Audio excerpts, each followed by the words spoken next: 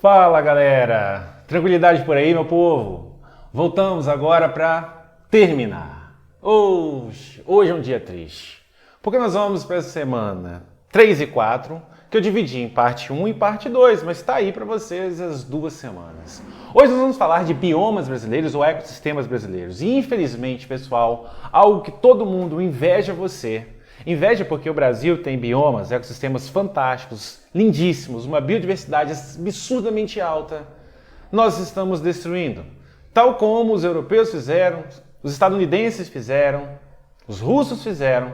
Nos dias de hoje, a gente tem feito a mesma coisa que um passado recente de outras nações. Não é certo. Então a gente vai ter bastante crítica para fazer. Meus amigos, minhas amigas, nós temos também as redes sociais e o nosso projeto Enem Eu Não Erro Mais. Pega agora que vocês terminaram os PETs e assistam essas aulas, porque ela vai determinar na sua nota. E a determinação vai ser para cima. Show? Eu sou o professor Charles, professor de Biologia do canal Escola Online.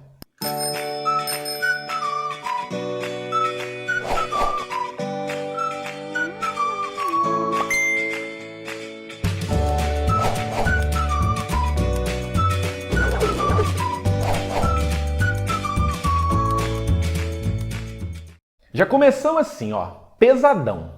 Pesadão com um bioma com uma biodiversidade absurdamente alta, que é a Mata Atlântica. Ô trem bonito, hein? Ah, nós nadando nesse trem aí. Bonito demais, né, gente? É muito lindo. Mas é um bioma brasileiro que praticamente não existe. Existem leis específicas, mas no Brasil, muitas vezes, as leis ambientais, que são muito rígidas, não são respeitadas. Por quê? Porque o cumprimento das multas, entre outras coisas, não se faz efetivo. Portanto, a Mata Atlântica sofre uma grande pressão. Cerca de 70% da população brasileira vive nessa Mata Atlântica, que hoje passou a ser não mais mata, mas moita, moitinhas atlântica. O bioma, ao longo da história, teve somente essa regressão aí, ó. 1 minuto de silêncio. 3 segundos de silêncio. Para a morte da Mata Atlântica. Meus amigos, e o que acontece é o seguinte. Há leis específicas, praticamente não deveria ser mexida em Mata Atlântica nos dias de hoje, mas sempre tem aquela forma de burlar. Aquela forma onde, por meio de algumas brechas da lei, termos de ajustamento de conduta, consegue se desmatar. O resultado, olha que coisa horrível, não temos mais Mata Atlântica, ok? Olha aí, de 1500 para os dias de hoje. Complicado, né, pessoal? Essa Mata Atlântica, meus amigos, tem características formidáveis. Algumas das características que ela apresenta, ela coloca com uma biodiversidade maior do que a biodiversidade amazônica. Isso, se você pegar uma área e comparar os dois biomas. Então, olha só. Floresta latifoliada, perene, heterogênea, densa e higrófila. Quer dizer o seguinte, latifoliada, plantas de folhas largas. Isso é muito usado na geografia. Perene quer dizer as folhas não caem, as plantas não jogam as folhas fora. Heterogênea quer dizer as plantas de várias espécies. Homogênea seria assim, poucas espécies. Densa quer dizer muitas plantas por metro quadrado. E higrófila quer dizer que tem uma umidade bem considerável. Beleza? É diferente da Amazônia, por se localizar na região de maior altitude. Corresponde ao clima tropical úmido, tropical de altitude e subtropical úmido. São questões mais geográficas, mas é importante. Tem questão no PET aí que vocês vão ver que é bem geografia mesmo. E é mais biodiversa que a Amazônia. Por quê? Porque tem amplitudes térmicas maiores. Então, em função da amplitude térmica. Beleza? Se tem amplitude térmica maior, quer dizer que você tem seres vivos adaptados a essas diferentes faixas de temperatura. Então você tem uma biodiversidade maior, mas, por favor, preste atenção. Se você considerar o bioma Mata Atlântica e o bioma Amazônia, não tem nem comparação. A área de abrangência dos dois nos dias atuais. Então você tem que considerar por unidade de área, onde os dois biomas estiverem conservados. Fechou? Agora vamos dar uma olhada em principais impactos. Desmatamento histórico começa por 1500 ou antes disso, quando os caras já exploravam o nosso pau-brasil. Expansão das lavouras de cana-de-açúcar, cacau e café, crescimento urbano intenso. Poxa, gente, eu te falei, 70% das pessoas que vivem nesse país. É muita coisa. Olha aí, extração de madeira e atenção, lixiviação, que é quando a água infiltra, levando minerais do solo, assoreamento, que seria levar terra, digamos assim, para o leito dos rios, e queimada, que a gente convive com isso. Quem vive em Mata Atlântica, como eu vivo, nessa região onde eu estou é Mata Atlântica, sabe que em determinadas épocas do ano, quando a umidade está baixa no inverno, as pessoas ainda contribuem colocando fogo. Um ato extremamente ignorante, que mostra que tem que investir em educação dos países. Beleza? Meus amigos, desmoronamento de encostas é algo bem recorrente também. Isso aí também é um aspecto geológico dessa região aí dos mares de morro, região costeira, né? Enfim, mas vai mais o lado da geografia. O biólogo trabalha mais biodiversidade, que é o que eu quero fazer. E olha, só 5%. 5%, pessoal, é praticamente nada. São fragmentos e fragmentos assim dispersos, geralmente em regiões mais altas, onde as fazendas, por exemplo, têm que conservar o topo do morro. Mais ou menos isso é o que resta hoje. Por isso, olha que maravilha. Primeiro a gente destruiu a Mata Atlântica. Hoje que não tem, a gente chora e vai para essas regiões de mata que são quase ou praticamente oásis nos dias de hoje. Ou mesmo os condomínios rurais que estão em moda nos dias atuais. Ok? Moçada, olha aí. Os mares de morro. Olha que legal. O solo, bem inconstante, desloca bastante e muitas vezes as pessoas constroem, o que causa um desmoronamento. Vocês conhecem isso. A gente sabe essa história. Espírito Santo, Minas Gerais, Rio de Janeiro, entre outros. Meus queridos amigos, Cerrado. O Cerrado é um bioma fantástico. Pega aí, ou pegou aí, cerca de 25% do território brasileiro num dado momento histórico, mas que nos dias de hoje sofre um impacto absurdo. E a regressão é notória. Acreditamos, com dados científicos, não posso aqui falar em achismo para você, que o Cerrado desaparece ainda antes da Mata Atlântica. Duas razões. Primeiro, a Mata Atlântica tem leis específicas. Segundo, o Cerrado ele recebe mecanização agrícola devido às suas grandes, vastas áreas planas. Daí o Cerrado, hoje, a grande, digamos, fonte de renda que vem destruindo o Cerrado é a soja e o gado bovino. Os boizinhos. Portanto, o Cerrado, meu amigo, é um ambiente extremamente impactado nos dias de hoje. Vamos dar uma olhada em características? Tá aí, ó. É a savana. A nível de bioma global, você diria que é uma savana, mas a savana brasileira é chamada de cerrado. Árvores retorcidas e arbustos misturam-se às gramíneas ralas e rasteiras. É o padrão, principalmente o Enem, para a gente que está no nosso terceirão aqui. O Enem cobra demais Cerrado. Cerrado é o bioma brasileiro que mais cai no Enem. Cai também mangue e caatinga, tá? Moçada, associa-se ao clima tropical continental, que tem uma estação chuvosa e outra seca. Uma parte do ano não chove. Estende-se por diferentes formas de relevo, geralmente planos, por isso que aceita bastante e muito bem a mecanização agrícola. Planaltos, depressões e chapadas em solos de elevada acidez. É um contexto também mais de geografia, mas que eu vou falar. É bem relevante em termos biológicos. Nas margens do rio ocorrem os bosques, também chamadas matas de galeria. E os impactos? Desmatamento pelo avanço da pecuária e da agricultura moderna, vou te mostrar isso. Expansão urbana também. Extrativismo mineral. Isso mesmo, mineração. E atenção, ó, devastação intensa, extremamente intensa. Pessoal, você está pagando R$9 no litro de óleo de soja. E seu país passou a ser, recentemente, o maior produtor de soja do planeta. Se não me engano, superamos os Estados Unidos. Sempre ficamos ali no segundo lugar. Por quê? Porque a gente produz para exportar. Então exporta. Então vende para o pessoal que compra em euro, em dólar. Por isso, é um dado que eu coloco para vocês dizendo que o Cerrado vai desaparecer rapidamente e infelizmente. Beleza? Assoreamento dos rios. E nem vou falar que nós produzimos muita carne de boi, de boa qualidade. Cada quilo de carne de boi, cada quilo que o boi engorda, leva 15 mil litros de água e a gente exporta isso. E no Brasil, nós pagamos uma fortuna num quilo de carne que nós produzimos. Que maravilha.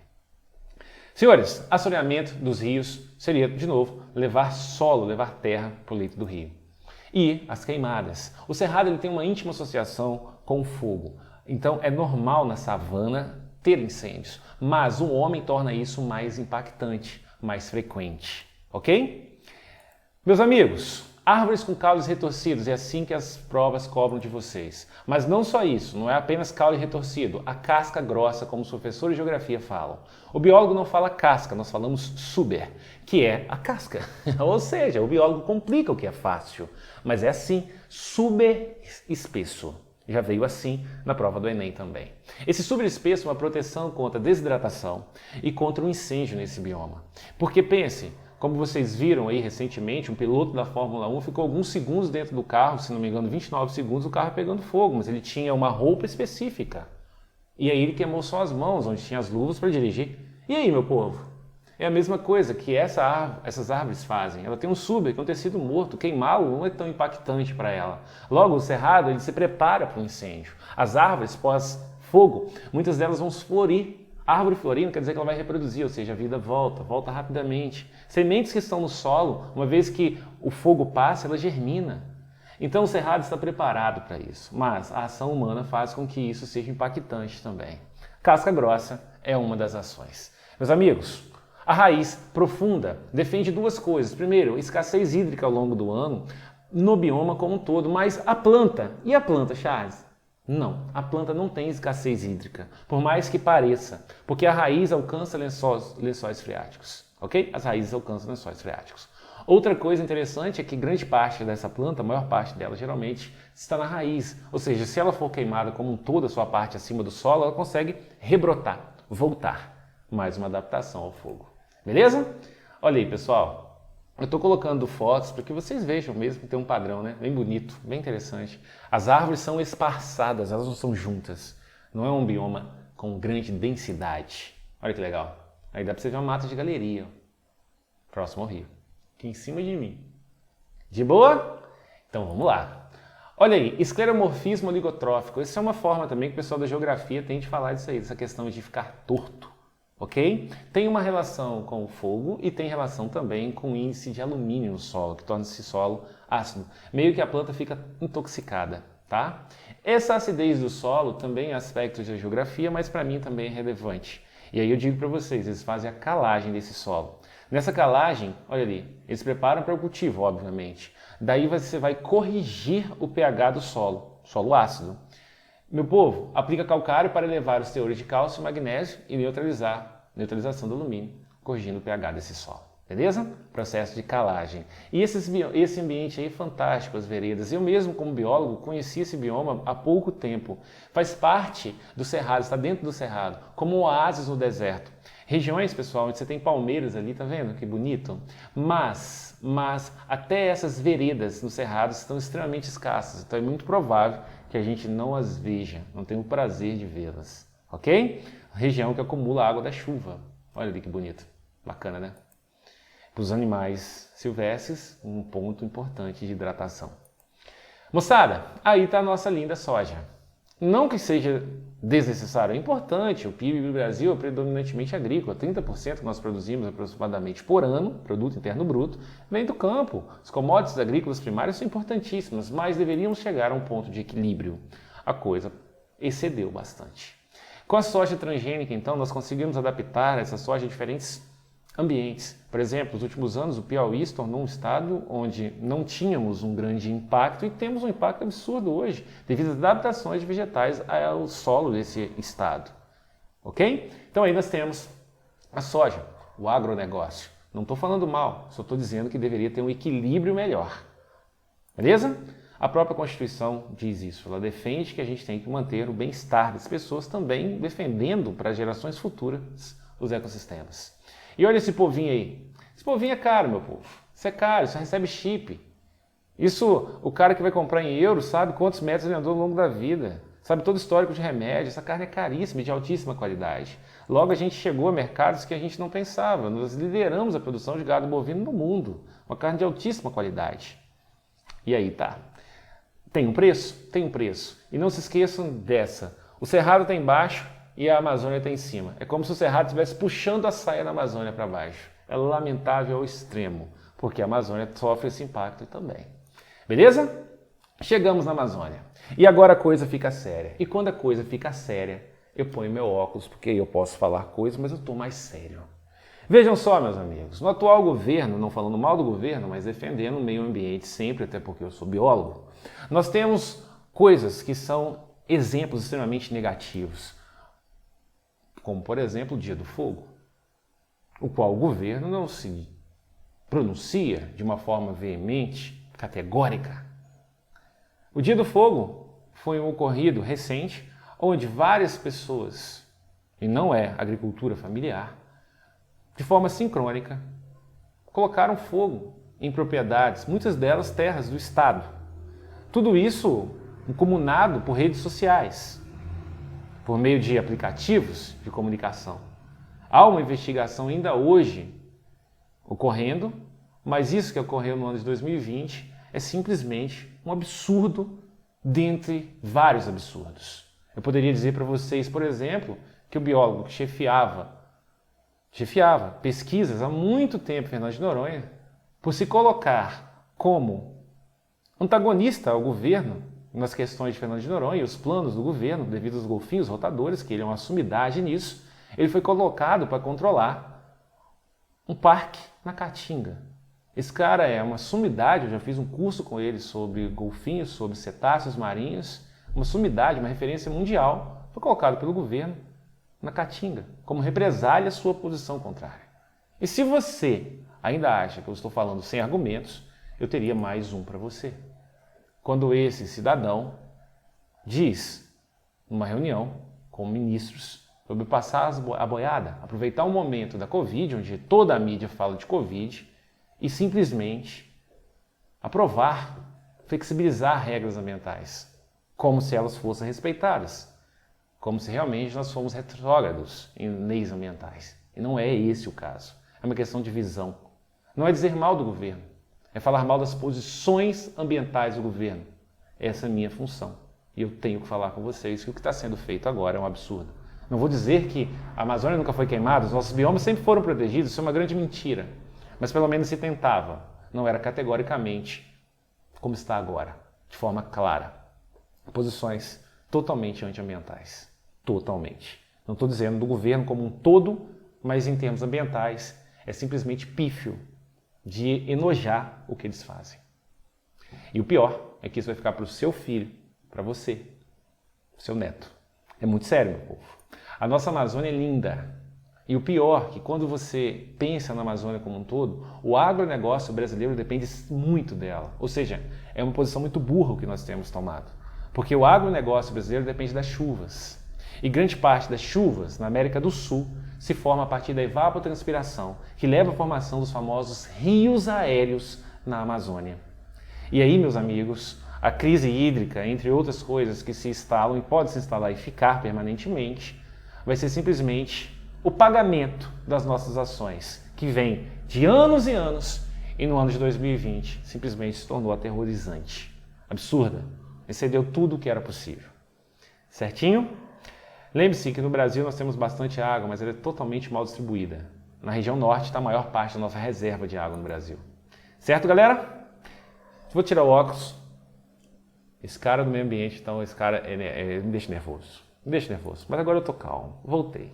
Características, senhores, floresta latifoliada, quer dizer, as plantas têm folhas largas, perene, mantém as folhas, não caem, heterogênea, nossa, é planta demais por metro quadrado, densidade e muitas espécies, ali, é densa, higrófila, gosta de água, tem bastante água nesse trem.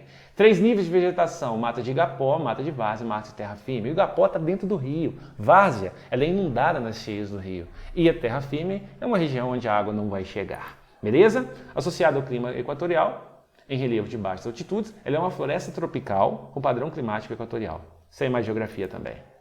Apresenta solos com baixos índices de fertilidade, o que fala, ou que nos leva a crer, a ter certeza científica que, se eu tiro a Amazônia, meu filho, eu não sei o que vai acontecer, o trem vai ficar feio, porque o solo é muito pobre. Vou te mostrar isso no slide, tá?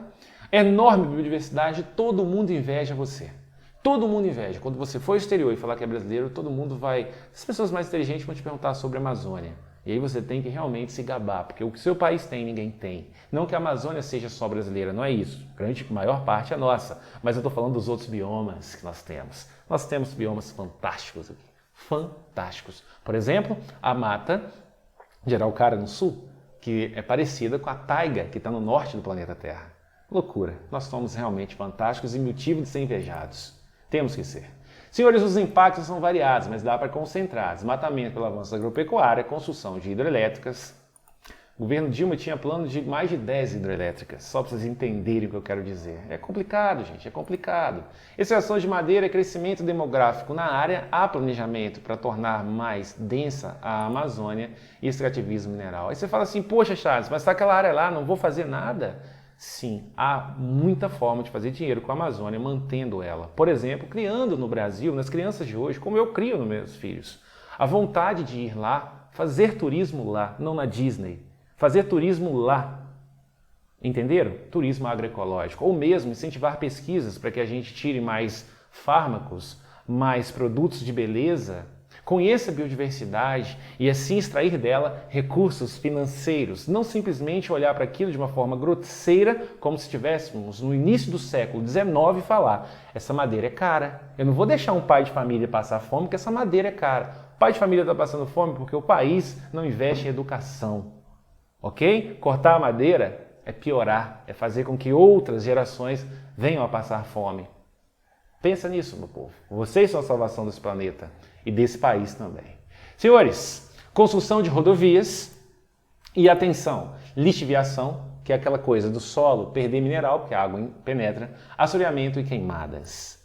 Beleza? Aí estão as matas, olha lá, ó. Consegue ver? Igapó aqui, ó, dentro do rio, tá vendo? Inundada. Mata de várzea, na beiradinha do rio, né? É, a beiradinha do rio. E a mata de terra firme está numa região aqui, ó, onde realmente a água já não vai chegar. Beleza? Tranquilo? E olha, pessoal, a Amazônia é fantástica. Ela tem florestas dentro de florestas. A gente fala que é uma floresta estratificada, é como se ela tivesse patamares. Você tem aqui embaixo, ó, tá vendo? Do 0, 10, 20, 30, 40 é o estrato superior, o estrato arbóreo superior. Mas é o que você vê numa fotografia, mas dentro dessa floresta há várias outras florestas.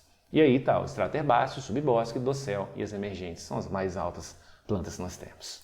Beleza? E a questão do solo, Charles? Olha só, aqui do lado esquerdo, com a minha seta, eu estou te mostrando um solo de ambiente tropical como a Amazônia. Está vendo os pontinhos brancos? Consegue ver? Isso representa nutrientes. Os nutrientes estão aqui, ó, próximo à lâmina do solo. A raiz das árvores não desce muito, a raiz está aqui, ó, próxima à lâmina do solo, porque ela vai pegar esse nutriente. A reciclagem do nutriente é muito rápida, tipo, uma onça morreu, ela vai ser decomposta rapidinho, porque o ambiente tem muita água e é quente. E aí, essa decomposição gera sais minerais que as raízes vão absorver rapidamente do solo. É um solo pobre. Aqui, ó, do outro lado, você já tem um solo de um outro ambiente onde tem muito nutriente distribuído. Ó. Aí as raízes podem descer e vão pegar também os nutrientes. Aqui não, os nutrientes estão mais próximos à superfície desse solo. Então o solo é pobre. A reciclagem, a maior parte da matéria orgânica está nos organismos vivos e a reciclagem é extremamente rápida, muito intensa.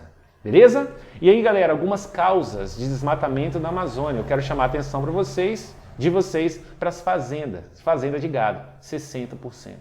Tudo tem impacto. Eu não quero ser ecochaco, até porque não sou. Tudo tem impacto. O ser humano, ele impacta qualquer ambiente. Mas a gente tem que saber até quando pode e até a partir de quando a gente tem causado danos que passam a ser irreversíveis. Beleza? Aí, pessoal, é a fronteira agrícola, Cerrado, Amazônia. Cada dia mais terras que são suas, terras do Estado, terras devolutas, passam a ser de uma pessoa, devido a um processo de grilagem de terra. Um crime absurdo.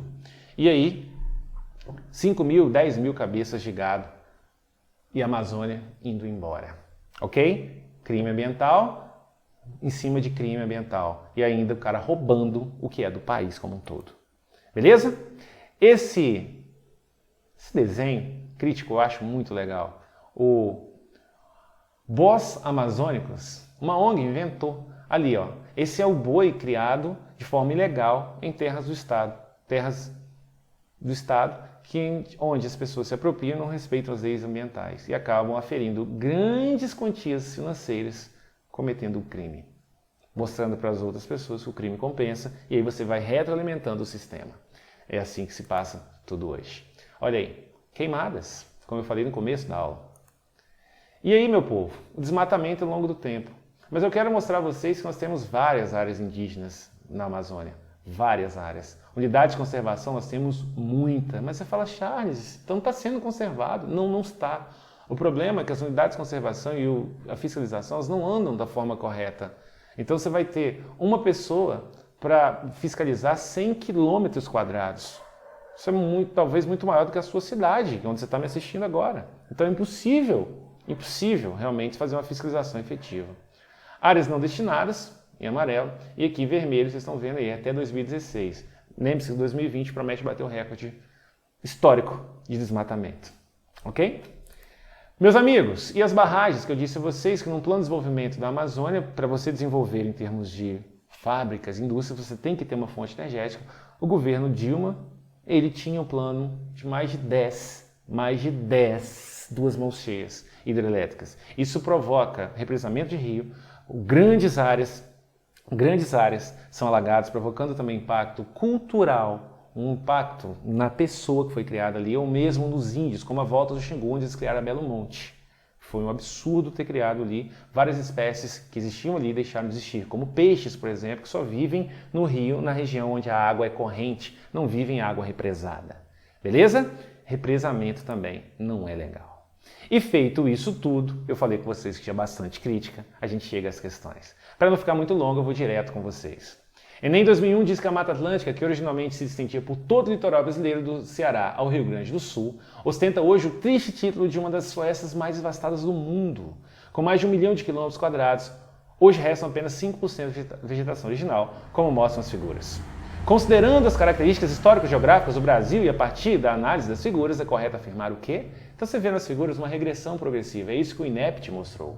Primeira proposta diz que as transformações climáticas, especialmente na região Nordeste, interferiram fortemente na emissão da floresta úmida. Estranho esse negócio do Nordeste, hein? Só na região Nordeste? Peraí, esse negócio tá no leste todo ali, rapaz. E olha que ela não sabe muito bem que é leste também. Vamos para B? Diz que nas últimas 3 décadas o grau de desenvolvimento regional impediu a devastação. Meu Deus do céu, impediu, o trem só está caindo. Letra C, as atividades agrícolas aliadas ao extrativismo vegetal têm se constituído desde o período colonial na principal causa da devastação da Mata Atlântica.